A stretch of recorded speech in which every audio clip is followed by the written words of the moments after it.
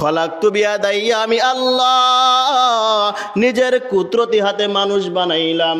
মানুষ বানানোর পর ওই সন্তান গুনাহ করবে, ওই মানুষ গুনাহ করবে, ওই মানুষটাই জিনা করবে, ব্যভিচারী করবে, অশ্লীল কাজ করবে। এরপরেও যখন রাত্রেবেলা তাহাজ্জুদ নামাজ পড়ে, 2 রাকাত নফল নামাজ পড়ে আমার কাছে 2টি হাত বাড়িয়ে দেয়, আমার কুদরতি কলিজা এত ঠান্ডা হইয়া যায়। কারণ আমাকে কেউ বাবা বলে ডাক দেওয়ার মতো নাই, আমাকে কেউ সন্তান বলে ডাক দেওয়ার মতো কেউ নাই, আমাকে কেউ নাই, আমার আপনজন কেউ নাই।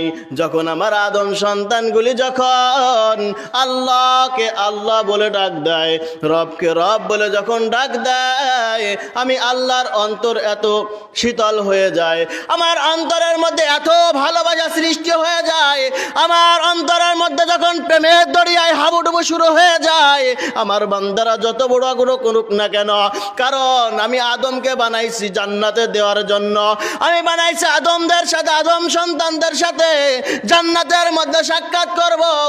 আমি চাই আমার আদম সন্তান যেন জাহান্নামের মধ্যে না চায়, আমি চাই আমার আদম সন্তান যেন দুনিয়ার জমিন থেকে পথভ্রষ্ট না হয়ে যায়।